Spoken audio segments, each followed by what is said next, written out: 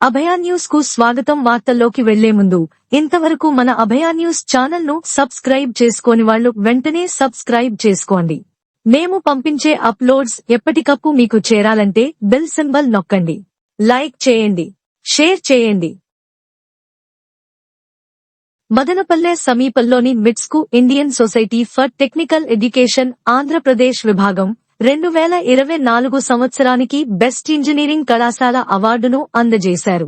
ఈ మేరకు గురువారం మిట్స్ డీన్ విశ్వవిద్యాలయంలో అవార్డుల ప్రధానోత్సవ నిర్వహించారు. ఈ కార్యక్రమంలో అవార్డును MITS university chancellor doctor N Vijayabhaskar Chowdary, Anantapuram JNTU vice chancellor professor H Sudarshana Rao చేతుల మీదుగా అందుకున్నారు. ఈ సందర్భంగా chancellor doctor N Vijayabhaskar Chowdary మాట్లాడుతూ మిట్స్ కు ఈ అవార్డు ప్రదానం చేసినందుకు ఐఎస్టీఈ ఏపీ విభాగానికి, జేఎన్టీయూ వీసీ ప్రొఫెసర్ సుదర్శనరావుకు కృతజ్ఞతలు తెలియజేశారు. ఈ అవార్డుతో మాకు మరింత బాధ్యత పెరిగిందన్నారు. విద్యార్థులను ఏ విధంగా ప్రయోజకులను చేయాలనే ఆలోచనతో వారికి అవసరమైన విధంగా విద్యా విధానంలో ఎప్పటికప్పుడు సమూల మార్పులు చేస్తున్నామన్నారు. మిట్స్ ఇప్పుడు డీమ్డ్ యూనివర్సిటీ అయినందున విద్యా విధానంలో మరిన్ని మార్పులు చేస్తూ యువతకు పుష్కలమైన అవకాశాలు కల్పించేందుకు కృషి చేస్తామన్నారు. ప్రొఫెసర్ హెచ్ సుదర్శనరావు మాట్లాడుతూ సాంకేతిక విద్యారంగంలో ఐఎస్టీఈ చేస్తున్న సేవలను ప్రశంసిస్తూ సాంకేతిక విద్య యొక్క ముఖ్యతను, భవిష్యత్తులో టెక్నాలజీ అభివృద్ధి, సాంకేతిక నిపుణులను రూపొందించడంలో ఐఎస్టీఈ పాత్ర స్ఫూర్తిదాయకమన్నారు. నూతన సాంకేతిక అభివృద్ధిలో క్వాంటం కంప్యూటింగ్ విప్లవాత్మక మార్పులు తీసుకువస్తుందని, కేంద్ర, రాష్ట్ర ప్రభుత్వాలు ఈ సాంకేతికతను పొందించడానికి ప్రోత్సాహకాలు అందిస్తోందన్నారు. వివిధ విభాగాల్లో ఉత్తమ ప్రదర్శన కనబరిచిన విద్యార్థులు, అధ్యాపకులకు ఐఎస్టీఈ అవార్డులు అందజేశారు.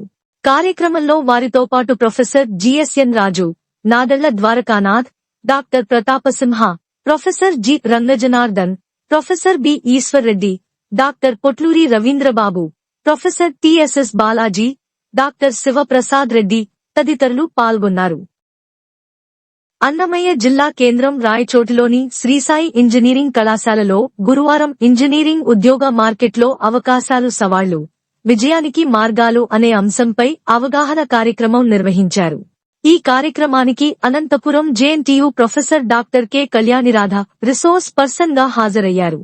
ఈ సందర్భంగా ఆమె మాట్లాడుతూ ప్రస్తుతం ప్రపంచవ్యాప్తంగా ఇంజనీరింగ్ రంగం వేగంగా మారుతున్న పరిస్థితుల్లో విద్యార్థులు, యువ ఇంజనీర్లు సరైన దిశలో ప్రయాణించడం అత్యంత అవసరమన్నారు. సాంకేతికతలో జరుగుతున్న వేగవంతమైన మార్పులు, పరిశ్రమల్లో automation, artificial intelligence, green energy, digital transformation వంటి కొత్త ధోరణులు ఇంజనీరింగ్ ఉద్యోగ మార్కెట్ను మలుపు తిప్పుతున్నాయని అభిప్రాయపడ్డారు.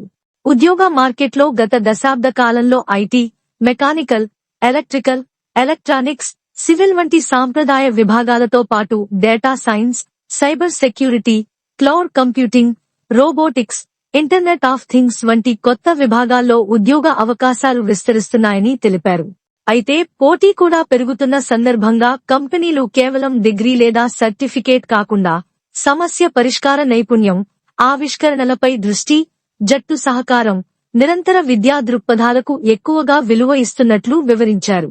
ఉద్యోగ అన్వేషణలో విజయం సాధించడానికి ప్రోగ్రామింగ్ లాంగ్వేజ్లు, క్యాడ్ టూల్స్, సిమ్యులేషన్ సాఫ్ట్వేర్లు, డేటా అనలిటిక్స్ లో ప్రావీణ్యం సంపాదించాలన్నారు. He should be flexible. Whatever the product that you are making, it should be flexible so that any person whoever is going to come in between, he could utilize the same. Fine. And it should be cognitive automation, mobility. Wherever you want, you can just move along with you. The software you can take it out, and technical compatibility and deployment. So this is about the digital process automation. So for everywhere there is a requirement of an engineer. So you need to check which and where you are going to select your path. So all these things are the navigations of the market requirement, whatever is at present. So focus on sustainability. So first thing, I need to think about the people. I need to think about the people who are there. Right. So what should be done? I have to go for reforms to remove the poverty and the hunger. So this should be removed. How it will be removed? How it will be removed? By increasing the economic growth of the country, it will be removed. So which is there in all the engineering students' hands, not with the government. Not with the government. And next one, it is the prosperity. So where I have to think about the harmony with the nation. Harmony with nature అంటే harmonium పెట్టి తీసుకుని కొట్టడం కాదు. ఏం చేయాలి? It should be environment friendly. I should see that whatever I prepare, it should be environment friendly and it should not affect the environment or the climatic conditions. Right? And I have to see that whatever I prepare, my planet should be free and it should be utilized for all my future generations. It should not end with my generation, not the next generation. For the future generations, I need to think, then I have to go for my sustainable development of the product, whatever I am going to design. And where I am going to have the partnership. If I go with the partnership, then immediately whether I have to go with Germany, Russia, Europe or anywhere else. When I take that opportunity, I need to think about the peace also. Peace of my country is the foremost thing which is being required for any Indian. You cannot just make something, ఒక bomb తయారు చేయమన్నాడు, ఒక rocket తయారు చేయమన్నాడు, చేసి ఇచ్చారనుకోండి, వాడు ఏం చేస్తాడు? తెచ్చి మన చేస్తాడు. Right? This is also an important thing which as an engineer you need to know. Fine. So this is about this sustainable development which is increasing day by day. It is not stopping. So all these things are required for an engineer. So in aerospace, only mechanical engineer is not sufficient to create an aeroplane. It requires an electrical engineer, it requires a chemical engineer, it requires an electronics engineer, it requires a computer science engineer. Every engineer is required in order to go for the demand whatever the aerospace is having. It is not restricted to one branch of engineering. So all engineering branches are required. And this resurgence is nothing but day by day, the comfortness of a passenger is increasing and the weight of the aeroplane should be reduced. Right? The cost of flying should be reduced. Right? So based upon this one, I need to think about the design. How I am going to design it. What are the things that I am going to see. And every time whenever fly in the air, there may be so many problems that are going to occur. Right? So immediately the message should be sent. If it is not being sent, what will happen? The plane will crash. So these are very, very important. So cyber security. If I have my bank account, maybe around 5 lakhs rupees are there in my bank account. Suppose one person is going to give me a call saying that there is a problem with your account. Please tell me about your number, Aadhaar number, whatever. If I just give that numbers, immediately what will happen? He is going to send some message and he is going to say, just click that message. When I click that message, what will happen? All my money will be transferred.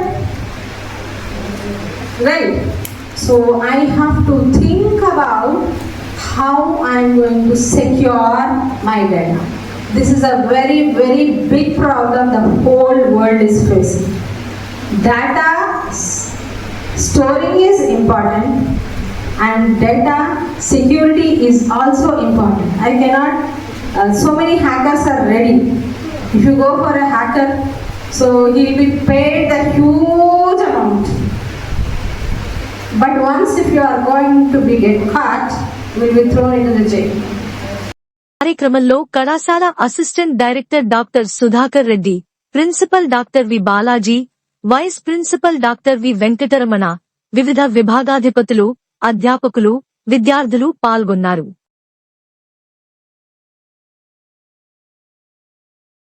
Thammallapalli నియోజకవర్గ మాజీ MLA, TDP senior నాయకులు G. Shankar Yadav కు జనం నీరాజనాలు పలికారు. అందరినీ చిరునవ్వుతో పలకరించే ఆత్మీయ అభిమాని జి. శంకర్ యాదవ్ తమ్మళ్లపల్లి నియోజకవర్గానికి వస్తున్నారని తెలుసుకున్న అభిమానులు అధిక సంఖ్యలో అడుగడుగునా ఆత్మీయ స్వాగతం పలికారు.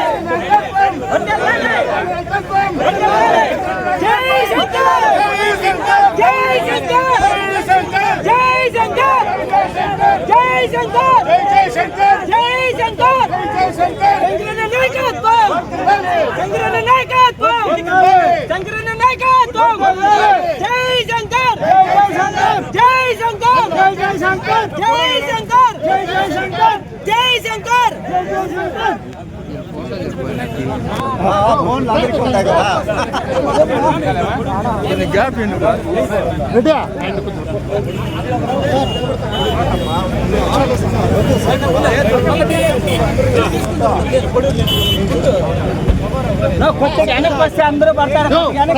కొంచెం సైడ్ రండి, కొద్దిగా వెనక్కి రండి. చూసుకోనా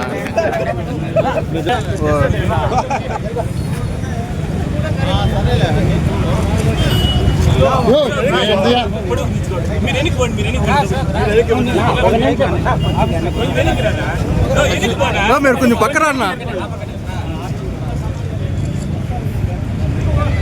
అదే మామ హరియామ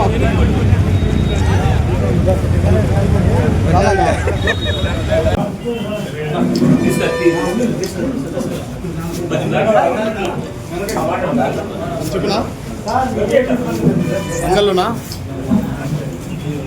వచ్చేసాం.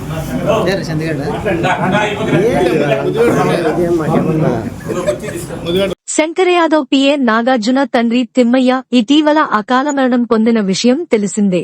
తిమ్మయ్య దశదిన కార్యక్రమం పాల్గొనేందుకు శంకర్ యాదవ్ గురువారం పెద్దమండం మండలానికి వచ్చారు. ఆయన రాకను తెలుసుకున్న వివిధ మండలాలకు చెందిన టీడీపీ శ్రేణులు, అభిమానులు పెద్ద ఎత్తున అంగళ్లకు చేరుకుని ఘన స్వాగతం పలికారు. అక్కడి నుంచి ఆయనతో పాటు సుమారు 50కి పైగా కార్లలో భారీ ర్యాలీగా పెద్దమండం వెళ్లగా ముదివేడు, కుమ్మరపల్లి, వెలిగల్లు, తురకపల్లి, సిద్ధవరం, కలిచెర్ల తదితర గ్రామాల్లో దారి పొడవునా బాణాసంచా, పూలమాలలతో శంకర్ను స్వాగతిస్తూ అభిమానాన్ని చాటుకున్నారు. తమ్మళ్లపల్లిలో టీడీపీకి పెద్దదిక్కు శంకరే అంటూ పలువురు వ్యాఖ్యానించారు. అనంతరం పెద్దమండం మండలం వడ్డిపల్లి చేరుకుని తిమ్మయ్య సమాధి వద్ద నివాళులర్పించారు.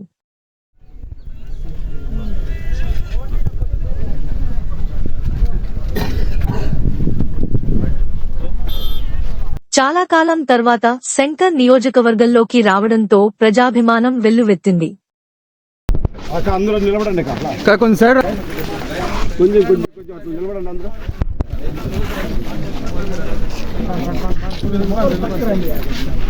కొద్ది సైడ్ కొంచెం సైడ్ అనుక తిరగండి. నాగార్జున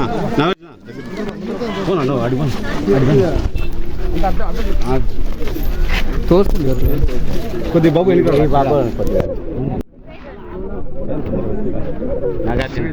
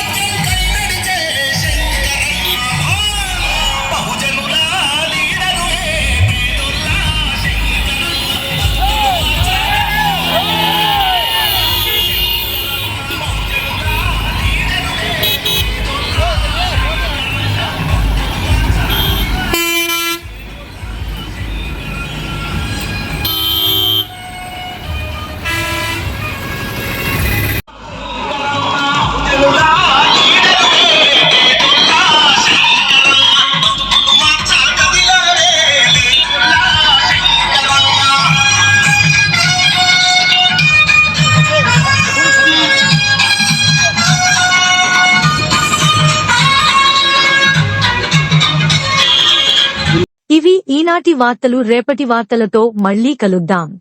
అంతవరకు సెలవు. నమస్కారం.